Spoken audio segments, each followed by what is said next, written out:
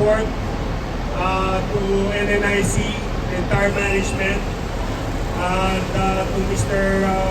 Lito Alvarez and our COO representing the NNIC, Mr. Ok Chulshin. Alapakan naman natin. Annyeonghaseyo.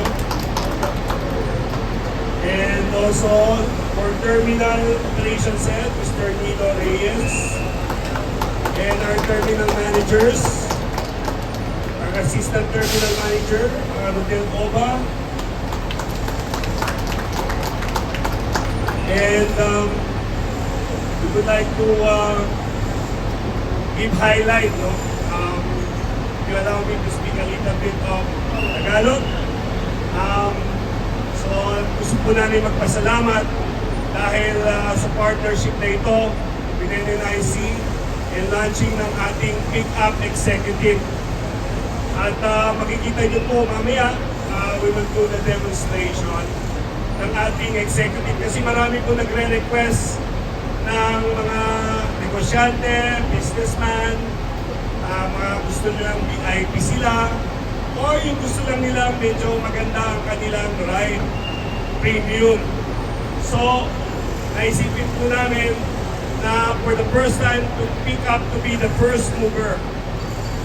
At yung mga negosyante, hindi lang mga local, kundi mga foreign travelers rin, especially doing business in the Philippines, from Korea and anywhere else in the world that is going and visiting the Philippines to do business, or personal, or anything na kailangan na gusto nilang gamitin sa kanilang personal na comfort.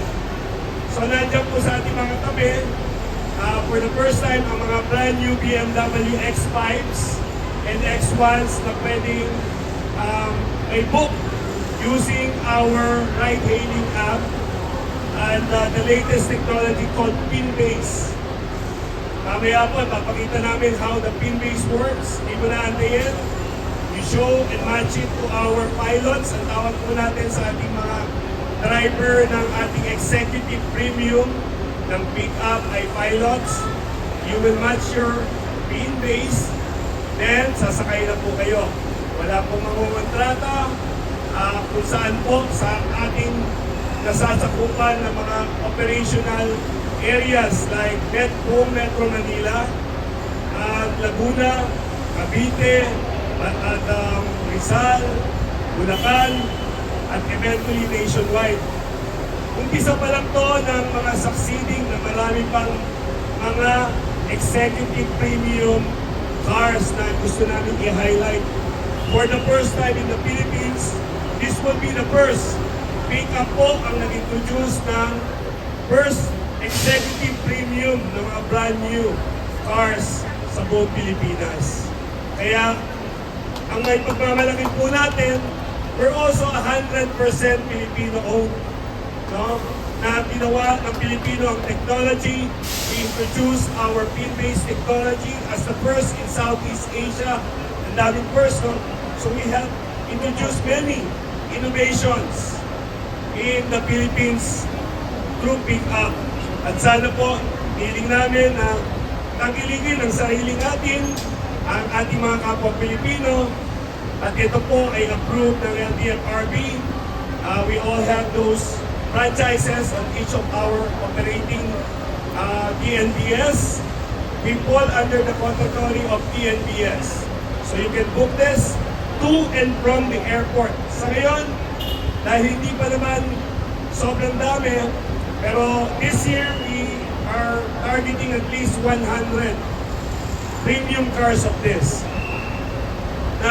You can book. Sa ngayon, you can book from the airport like si San Jesse, galing ng Poland, isang aircraft engineer, kararating ng Poland, sasakay po siya ng pick-up executive. Matatry niya, papunta po siya ng Manila, taga Manila po siya, so he can try that. And mga sa mga nagtatanong, affordable pa rin kasi pinapollow natin ang fare matrix na tinalaga ng LTFRB. So nagpapasalamat din po kami sa LTFRB sa support at sa mabilis na pagtugon sa para may roll out natin itong Pick Up Executive. So, we would like to be the first in technology as the first Filipino that leads in technology and innovation. But we also would like to be the first to introduce the premium brands na pwedeng masakyan ng mga ating mga kababayan at mga foreign guests to and from the airport sa ngayon. But later on, pag dumami na, we will go anywhere where pick up is operational. No? So, we are excited to introduce this. We thank NNIC management. We thank you, sir, for actually having this partnership. And I hope we grow together, we'll become successful together, and we will continue. Pick Up will support NNIC, and Pick Up will support the growth of the Philippines based on sa national agenda. So, maraming salamat po in behalf of my